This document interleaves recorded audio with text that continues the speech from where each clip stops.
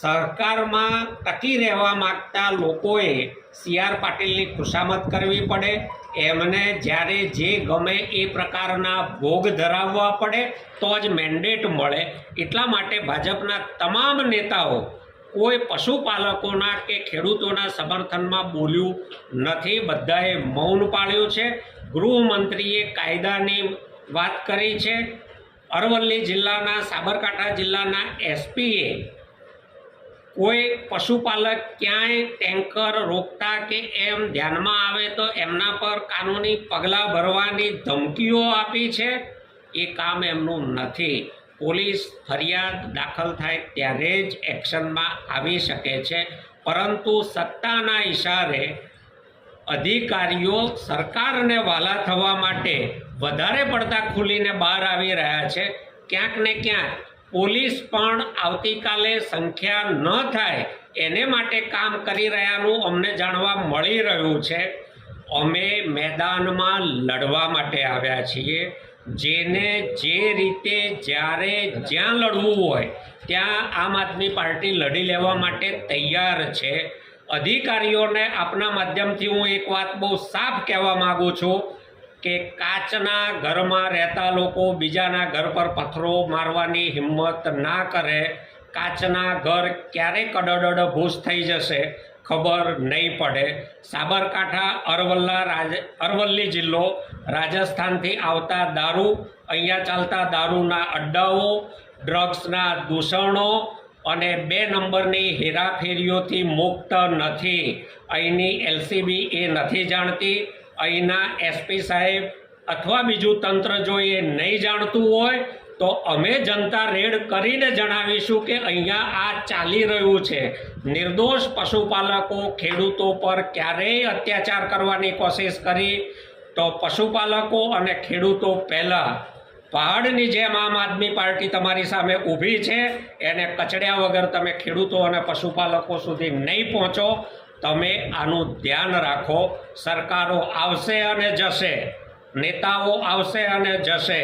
ખેડૂતો અને પશુપાલકો કાયમી હતા, કાયમી છે અને કાયમી રહેવાના છે. એમની સામે ખોટી આંગળી કરવાની કોશિશ કોઈ ના કરે એ હું તમારા માધ્યમથી સાફ કહેવા માગું છું. સાબર ડેરી દ્વારા અગાઉ પણ કહ્યું, હજુ પણ કહીએ છીએ, ભારતીય જનતા પાર્ટીના તાઇફા, એમની સભાઓ, એમના દ્વારા કરવામાં આવતા કાર્યક્રમો, આ તમામના ખર્ચ ક્યાંક ને ક્યાંક સૌરાષ્ટ્ર, ગુજરાત અને એમાં સાબર ડેરી પણ બાકાત નથી. પશુપાલકોના નફાના પૈસા જે ડેરીમાં જમા હોય છે, આ પૈસાનો દુરુપયોગ કરી ભારતીય જનતા પાર્ટીના તાઇફાઓ કરવામાં આ પૈસા વાપરવામાં આવે છે. આ અમારો સીધો આક્ષેપ છે.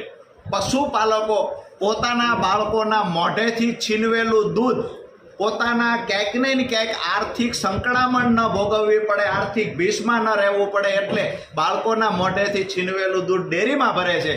પણ ડેરી સંચાલકો ભાજપના નેતાઓને વાલા થવા માટે પશુપાલકોનો નફો ભારતીય જનતા પાર્ટીના તાઇફા પાછળ વાપરે છે.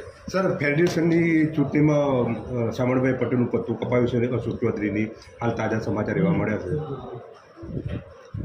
ક્યાંક ને ક્યાંક હું એવું સમજીશ કે આજે જ્યારે સાબર ડેરીનો આ જે માહોલ ગરમ થયેલો છે એમાં ખૂબ આક્રોશ છે પશુપાલકોમાં. અત્યારે જે તમને તાજા સમાચાર મળ્યા છે, હું પણ એની વિગતો મેળવી લઈશ. પણ અત્યારે ચેરમેન હતા શામળભાઈ, તો ક્યાંક ને ક્યાંક મેં અગાઉ પણ કહ્યું, આવતીકાલે તમામ બાબતના ઘટસ્ફોટ થશે.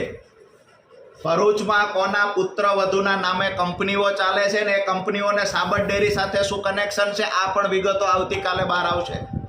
કરોડો રૂપિયાનું કૌભાંડ કરવામાં આવ્યું, ત્યાર પછી એ માણસને તમે એક જગ્યાએથી સાઈડ પર કરો છો તો લોકોનો આક્રોશ ખાળી નહીં શકો. આ પૈસાનો હિસાબ લેવા માટે સાબર ડેરીમાં દૂધ ભરતા પશુપાલકો બહાર આવ્યા છે. આ કરોડો રૂપિયાનું કૌભાંડ જેને કર્યું છે, સાબર ડેરી ખરેખર નફો કરતી ડેરી હતી અને નુકસાન કોને કરાવ્યું, આ તમામ પર કાર્યવાહી થવી જોઈએ. માત્ર ખુરશી પરથી એક માણસને ઉઠાવી બીજા માણસને બેસાડી દેવાથી કૌભાંડનો પર્દાફાશ નહીં થાય, આરોપીઓ પર કાર્યવાહી નહીં થાય. આરોપી પર કાર્યવાહી કરવા પશુપાલકોની સામે સરકારે બેઠવું પડશે, સાબર ડેરીના સંચાલકોએ બેસવું પડશે. Okay sir.